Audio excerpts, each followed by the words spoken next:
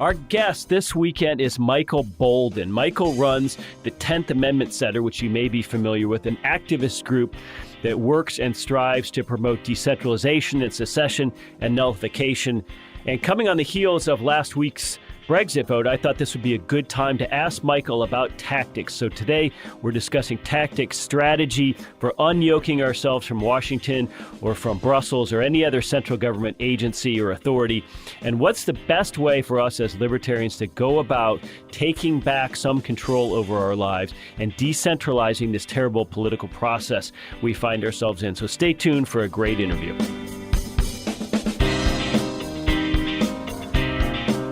Well, Michael Boldin from the 10th Amendment Center, welcome to Mises Weekends. I don't believe we've had you on before, so it's good to hear from you. So in my political transition from probably hard left kind of commie type pro-government guy to someone who believes in liberty, Mises was a fantastic tool for me. So it's really cool to be here. Well, great. You know, I was talking to you off air that I'm not a big fan of political activism generally. I think a lot of people who are involved with the Mises Institute share that sentiment. But the one kind of political activism I can get behind is the kind of stuff you do, the kind of stuff the 10th Amendment Center does, with an eye towards decentralizing, unyoking ourselves, whether that's from Washington, D.C. or Brussels or the UN or whatever it might be. So with that in mind, why don't we start off? Just give me some of your off-the-cuff thoughts about the Brexit vote and what it means for it. Well, first of all, one of the most important things that I think that we do, and we do a lot of stuff, we just hit our 10-year anniversary at the end of June. One of the most important things I think we do is providing people with the strategy and the tools that they need to advance the cause or causes that they believe in. For me, it's liberty. And the way to accomplish that, in our view, and I think some leading thinkers over a period of 2 centuries or so that at least I adhere to, have focused on decentralization as the path forward. So a few years ago, I wrote a column over at 10thamendmentcenter.com that said basically, well, actually, it said literally, forget that the 202 area code even exists. Don't call these people, don't lobby them, don't march on DC, don't give money to their candidates, don't vote for them. I mean, I've never even voted in my life. So wasting your time on a national political contest, except maybe in a very rare situation like the Brexit one, is just not going to get you the results that you want. Michael, let me ask you a devil's advocate question. Now, you've named your organization explicitly after a particular constitutional amendment. What do you say to libertarians or people on the left who simply don't care much about the Constitution or believe that the Constitution necessarily applies to them or has any relevance today? Well, I would say, first of all, most people have actually written it off and said that even the people who claim that they're constitutionalists, so you get these guys like Ted Cruz, who's like a constitutionalist against the Affordable Care Act, but he wants to, go nuts with foreign policy or spying or whatever it may be. So most people really aren't constitutionalists. So for me, it really gets down to speaking to people in terms that make sense to them. And I know you, for example, Jeff, you were on Tom Wood's show, his podcast recently, talking about issue-based activism. And that's really where we find the most effect. There's no one who's going to, well, maybe there's a few people who are going to be with us on all issues all the time. But we find that we make a lot more connections and have a lot more effect when we focus issue by issue, building coalitions to get what we want done. So a few years ago, we had released some legislation to turn off water and other resources to NSA facilities. We were definitely a little ahead of the game at that point strategically. If we were thinking in a chess match, we probably were moving our rook a little too fast on that one, but we still actually pushed that. But when that was out, for example, we made an alliance with Greenpeace and flew a blimp over the NSA data center in Bluffdale, Utah. Now, there isn't too much else. So for example, we're also on the same side as shutting down the EPA. It shouldn't even exist.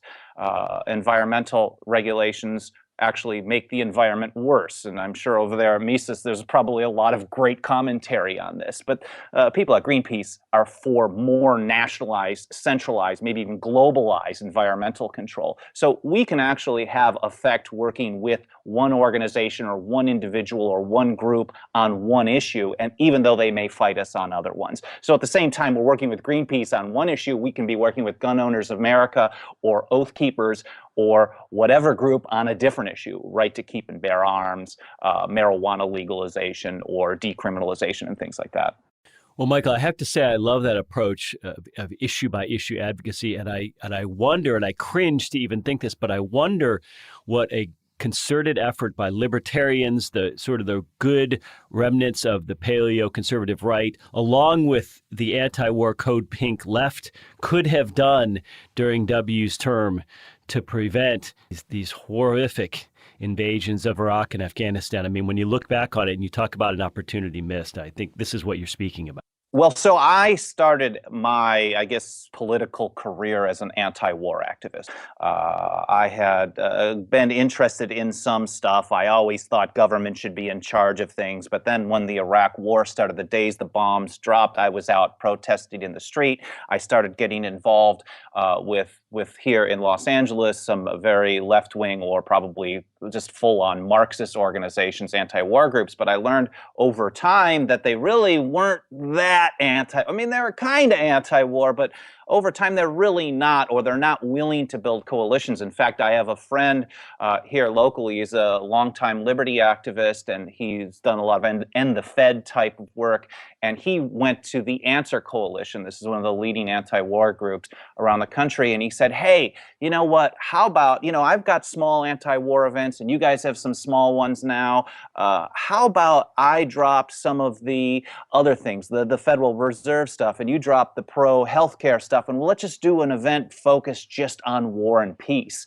And they said, no way. They wouldn't even be interested. And now this is not kind of just exclusive to people on the far left. The same things happen to people on the right.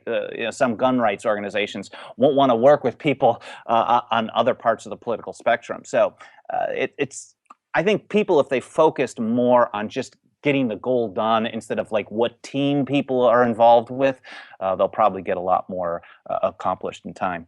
Well, I certainly agree. I mean, we worry too much about people's motivations, don't we? If someone was only against the Iraq war because they hated Bush, right, and they shut up about war when Obama became president, that doesn't change the fact that we missed an opportunity to prevent those wars. Yeah, and I'm mad at them for only being against war because Bush was in office. I mean, he was awful. I started my organization in 2006. This is the height of Bush belligerency.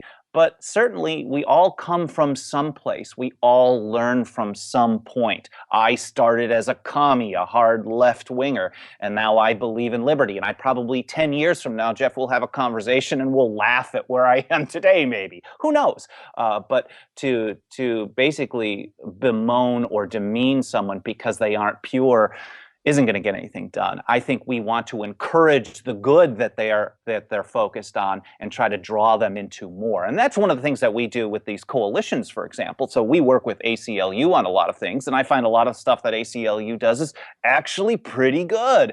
And some of their local chapters are very willing to be very aggressive against the central state. So for example, here in Los Angeles, they had no problem pushing for legislation locally that would aggressively go against surveillance tactics. Now, that's not going to happen in every part of the country. They want to focus on courts. I don't think courts are even, I wouldn't waste a moment in a court if I didn't have to.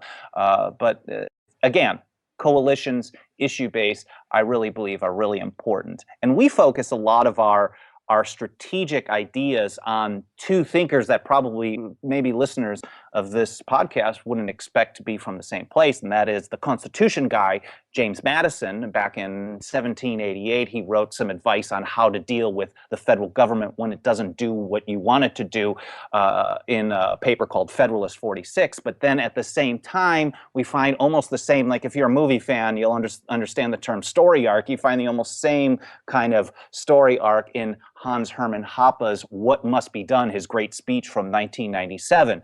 And there are 4 points from Madison, 3 from Hoppe that to me are a real big deal. But the one that really connects is at this stage, and Hoppe says this at least a couple of times in his speech, at this stage of the game, what we should be focusing on is refuse to comply with the central government. And James Madison used almost the exact same language. He says when the federal government does things that are either A, constitutional, or constitutional but just bad policy, the way that you can deal with it, he doesn't say go vote the bums out, sue in federal court, none of that stuff. He actually says use a, quote, refusal to cooperate with officers. Now, coming from such varying backgrounds, that these people are saying, okay, this is how you deal with this stuff. I think that led some serious credence to it. Michael, when you talk about non-compliance, let's say Irish democracy of a sort, I think sometimes we forget that even with the military factored in, the total number of federales is only 3 or 4 million people. And so it becomes a matter of logistics. How can the federal government enforce its preemptive laws upon states? And we've seen, I think, with the medical marijuana issue, it has a very difficult time doing so when states simply Yeah, and that's the Hoppe quote that I will never forget. I can say this in my sleep. He says, without local enforcement by compliant local authorities, the will of the central government is not much more than hot air. That's the same thing that Madison, the guy, if I have a problem with my Apple laptop, I go to the Apple store and they say, okay, here's how you deal with it. Well, I mean, even if you don't care about the Constitution, if you think it's just garbage, the guy who is known as the person who wrote it, or the father of the Constitution, is going to have pretty good advice on how to use it. And he also gives that same advice: refuse to cooperate with officers. So if we really want to deal with this type of government overreach, that, again, at this stage, the number one step is look inward, look locally, forget the 202 area code exists, and stop complying. Now, we see this actually happening. Weed is a great example. I've been talking about this for a long time. And in fact, we've actually done some research and found the numbers, how much it actually costs them. And for example, here in Los Angeles, at its peak, the number of dispensaries, we can call them marijuana stores, really, in practice, limited retail stores, was about 1,000 or 1,200, more than they said at the time Starbucks or 7-Elevens combined. We don't have an actual number. It could actually be higher than that right now. But from our estimates, it would take 40% of the DEA's yearly budget just to aggressively shut down one city, Los Angeles. We're not counting Oakland, San Francisco, San Jose, Denver, pretty soon Anchorage. They just do not have the resource. And I think this should be applied to everything else. In fact, a few years ago, I gave a speech at a gun rights policy conference that said, hey, look, this weed approach is the blueprint. Now, why don't you gun rights activists have the same courage as the weed people? Start opening up stores that defy these federal gun bans. They exist. Some people are okay with the status quo, but they forget about laws passed in 1934 and 1968 that already restrict our natural right to defend ourselves. And I think the approach is very effective. Turning to the left, which you brought up earlier, I think one of the great ironies in modern politics is the left is deeply opposed to decentralization and secession movements. They tend to be the great centralizers, the great federalizers, the great nationalizers, the great universalizers. But if we talk about what the left wants, which presumably is socialism in their lifetimes, they could have everything they want here and now if they were simply willing to devolve into smaller political units. In other words, let Scotland be Scotland, let the San Francisco Bay Area be the San Francisco Bay Area. Why does the left resist the obvious answer that's staring them in the face, which is a decentralized approach? I don't know if they necessarily do.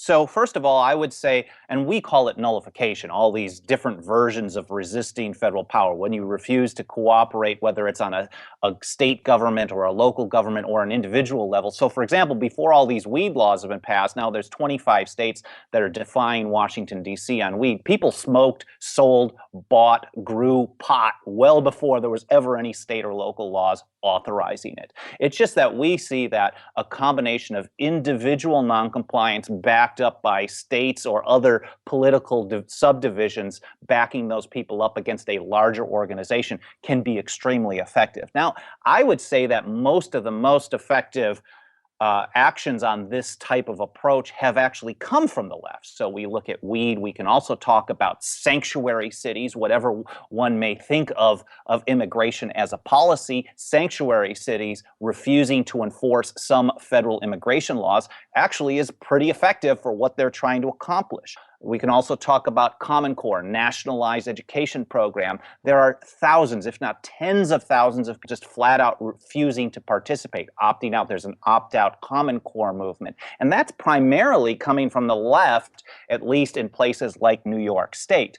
And then again, in Colorado, there's an amendment on the ballot this fall for single-payer health care. I think it's an absolute horrible thing. But I think the left tends to be more issue-based. In fact, they're more effective on these things. So right now, issue-based, there's so much power in the central government. Of course, they're going to love centralized power. I would think that if the central government had very little power, they would do what would be most effective. They would focus solely on state and local levels if they couldn't take over the central government. But the opposition party or the opposition grassroots on a national level doesn't. I think the base principles aren't too much different. It's still, okay, government can fix or solve problems. So the right tends to think that government's going to solve the problem in Washington, D.C. of scary terrorists in caves in other countries. So again, the base principle tends to be the same. So of course, that's going to draw all power and all activism that way. But the left has been very effective on a state and local level. Well, when you're dealing with people on both sides of the aisle, how do you approach mindset? In other words, the fundamental problem here is getting people to understand that the only way for us all to peacefully coexist is not to drive progressives into the ocean or to drive these redneck Bible thumpers in Alabama into demographic non-existence, but to coexist in a way that people who see the world very differently don't kill each other. And the answer to that is decentralization, nullification. How do you approach people in terms of their mindset? Well, I'm kind of hoping that maybe you'll give me a couple more ideas because there's a long way to go on that. And in fact, the way you describe it is pretty much how a lot of people in the mainstream actually look at things. Like, oh, okay, if you're from the right, you're an embarrassment. Oh, I don't want to talk to my cousin because they're that horrible left-winger. You know, you go to Thanksgiving, it's like, oh, goodness, I'm going to have to hear from my gun control brother-in-law or whatever. But you know what? We're all human beings. We all make a lot of mistakes in our lives. And I think, again, focusing on the positive, reaching more people, there's a long, long way to go. So we can go back to Brexit. I mean, my view on Brexit, and I know you talked with Ryan on this just maybe a week ago, I'm not sure that it's going to be, I think in general, it is a net win because you're talking about rising up against the political class, rejecting it. But again, the mentality in Britain tends to be very socialist still. So that could end up being used against it in the long run. For example, will they impose their own kind of bureaucratic state as it was just in the first place? Or will they learn that less bureaucracy is better for the economy, better for their own pocketbook, better for their own lives? I'm not sure. Time will tell, of course. No, I agree. I don't think the Brexit vote was motivated by libertarian impulses whatsoever. The point is that let Britain do what it wants, free from Brussels, and let San Francisco do what it wants.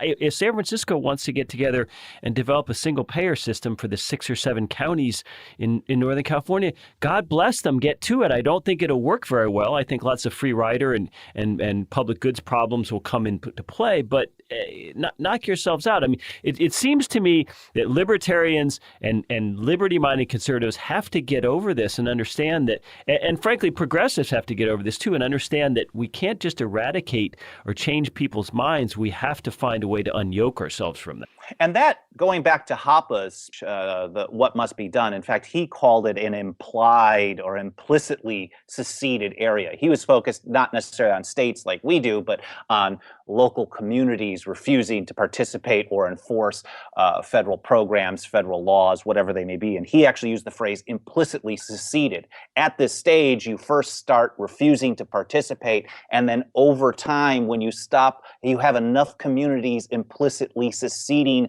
from the central government, then you can take it to the next level and accomplish more that you want to accomplish for liberty. And that's basically the same Same thing that, for example, Ron Paul would say on speech. He talked about a de facto nullification, not necessarily like some kind of armed standoff like in the Wild West. A lot of people have fantasies about going head to head with the feds. I think this is an absurd approach. It is a bad choice. A passive resistance and non-cooperation is really the way to go. And if you're trying to control, to your point, conservatives and liberals, libertarians, everyone has to kind of get over the idea that, well, most of the world probably doesn't agree with you, so don't try to force your view on other people. We don't want a great libertarian central power either. No one's going to force liberty on it because you're just going to have pockets of resistance to that. You have to allow people live the way that they want to live, learn from their mistakes, and it's the marketplace of ideas. I believe that liberty is the best way. So if you open the door for more liberty,